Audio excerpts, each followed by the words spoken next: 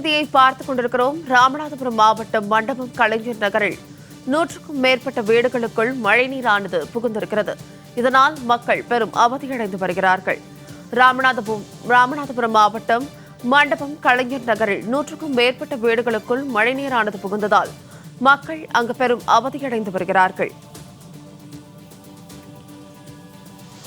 ராமநாதபுரம் மாவட்டம் மண்டபம் கலைஞர் நகரில் 100க்கும் மேற்பட்ட வீடுகளுக்குள் மழைநீரானது புகுந்ததால் அங்கே மக்கள் பெரும் அவதியடைந்து வருகிறார்கள். அண்மை செய்தியாக பார்த்துக் கொண்டிருக்கிறோம்.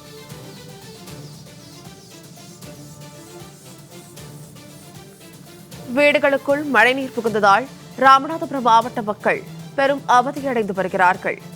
மாடிகளில் தஞ்சமடைந்துள்ள மக்களை அத்தியாவசிய தேவைக்கு வெளியில் வர முடியாமல் அவதியடைந்து வருகிறார்கள்.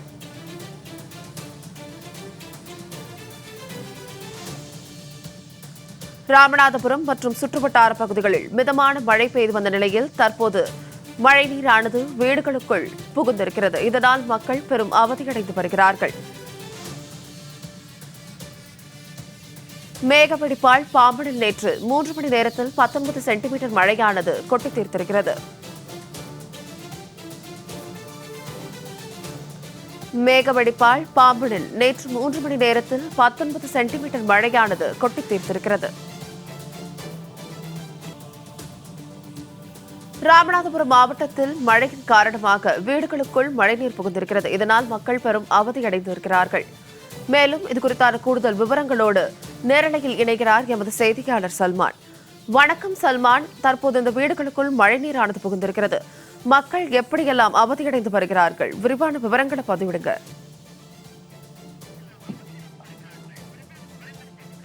ராமநாதபுரம் மாவட்டத்தில் குறிப்பாக ராமேஸ்வரம், பாம்பன், தங்கச்சி மடம், மண்டபம் உள்ளிட்ட பகுதிகளில் நேற்று மேக வெடிப்பு ஏற்பட்டு அந்த மழை பொழிந்த அளவிற்காக வரலாற்றில் இல்லாத அளவிற்கு மிகப்பெரிய ஒரு கனமழையானது பெய்திருக்கிறது. குறிப்பாக ராமேஸ்வரத்தில் 43 சென்டிமீட்டர் மழையும், அதேபோன்று தங்கச்சி மடத்தில் 33 சென்டிமீட்டர் மழையும், அதேபோன்று மண்டபம் பகுதிகளில் 23 சென்டிமீட்டர் மழையும் தொடர்ச்சியாக பெய்திருக்கிறது. இந்த நிலையில் மண்டபம் பகுதியில் இருக்கக்கூடிய மண்டபம் பேரூராட்சிக்கு உட்பட்ட மண்டபம் முகாம் அந்த 1வது வார்டு பகுதி முழுவதிலுமாக இருக்கக்கூடிய அந்த குடியிருப்புகள் முழுவதுமாக அந்த மழை நீரில் வெள்ள நீராக சூழ்ந்து அந்த பகுதி முழுவதிலும் இருக்கக்கூடிய பொதுமக்கள் வெளியேற முடியாமல் தவித்து வரக்கூடிய காட்சிகளைத்தான் நாம் நேரடியாக பார்த்து கொண்டிருக்கிறோம். இந்த பகுதி என்பது கலைஞர் நகர் பகுதி. இந்த கலைஞர் நகர் பகுதி முழுவதிலுமாக இருக்கக்கூடிய 200க்கும் மேற்பட்ட குடியிருப்புகளை முழுவதிலுமாக சூழ்ந்திருக்கிறது. இந்த பகுதியை பொறுத்த மட்டிலும் அந்த முகாம்களில் வசிக்கக்கூடிய அதே போன்று அந்த பகுதியை ஒட்டி இருக்கக்கூடிய மக்கள் தான் வசித்து வருகிறார்கள். இதுபோன்று நேற்று பெய்த ஒரு நாள் மழை காரணமாகவே இது முழுவதிலுமாக குடியிருப்புகள் மூழ்கி இருக்கக்கூடிய நிலையில் அந்த பகுதி மக்கள் நேற்று மதியம் முதலாகவே அவர்கள் வெளியேற முடியாமல் தவித்து வரக்கூடிய நிலை ஏற்பட்டுள்ளது.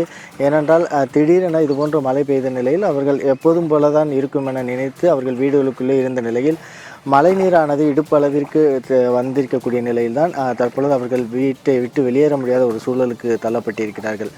எதனால் அவர்களால் வெளியேற முடியவில்லை என்றால், நாம் தற்போது பார்த்து கொண்டிருக்கிற அந்த வீட்டை சுற்றி இருக்கக்கூடிய தண்ணீரில் முழுவதிலுமாக சகதிகள் அகழிகள் அதிக அளவிற்கு இருக்கக்கூடிய நிலையில் அந்த மக்கள் வெளியில் வந்தால் அந்த இடுப்பளவிற்கான அகழியில் அவர்கள் சிக்கிக்கொள்ளக்கூடும். அவர்களால் மீண்டு வர முடியாத ஒரு நிலை ஏற்பட்டிருக்கிறது.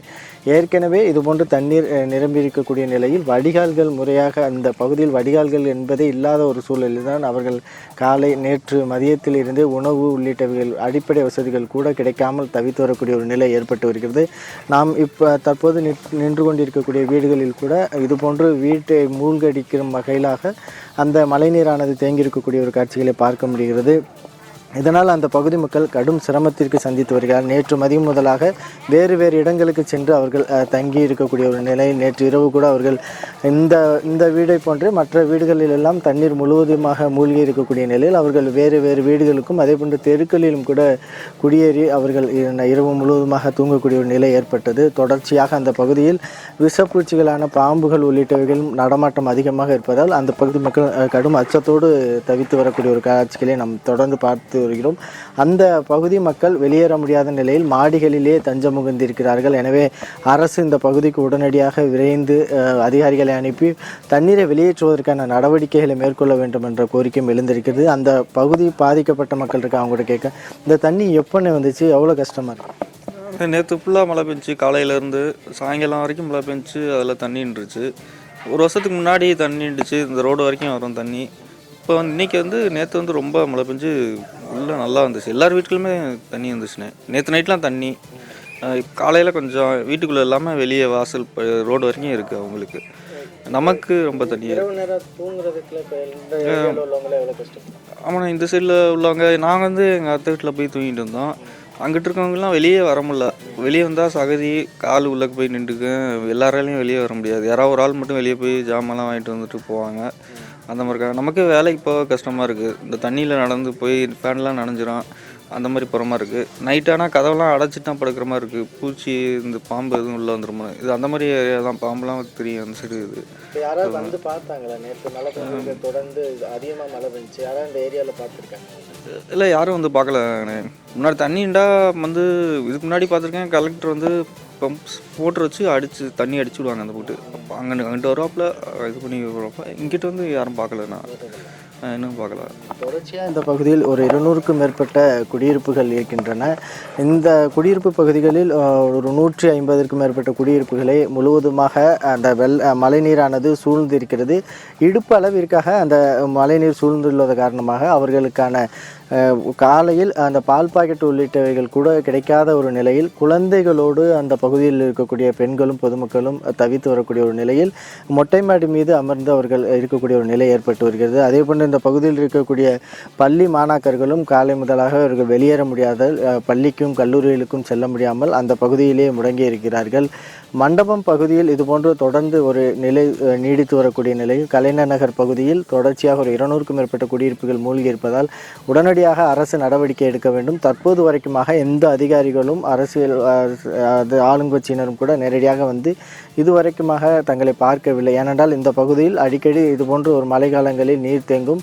ஆனால் அதற்கான நடவடிக்கை மேற்கொண்டால் மட்டும்தான் இவர்களுடைய வாழ்வாதாரம் மீட்டெடுக்கப்படும். ஆனால் தொடர்ச்சியாக இதே போன்று மழைநீர் தேங்கியே இருந்தால் வீடுகள் சேதமடைந்து வீடுகளுக்குள் பாம்புகள் உள்ளிட்ட விஷப்பூச்சிகள் உள்ளே செல்வதற்கான ஒரு நிலை உருவாகும் என அந்த பகுதி மக்கள் மிகுந்த அச்சத்தோடு இரவு முழுவதுமாக அச்சத்தோடு உறங்கியிருக்கிறார்கள். மீண்டும் தற்பொழுது மேகம் அதிக அளவிற்கு வரக்கூடிய நிலையில் மீண்டும் அதிக அளவிற்கான அதே நேற்றே பெய்த மழை போன்றே இன்றும் மழை பெய்தால் என்ன ஆகுமோ என்ற ஒரு அச்சத்தோடு இந்த பகுதி மக்கள் வசித்து வரக்கூடிய ஒரு நிலை தான் ஏற்பட்டிருக்கிறது. சார்லதா, நேரலையில் இணைந்து தகவல்களை பகிர்ந்தமைக்கு நன்றி.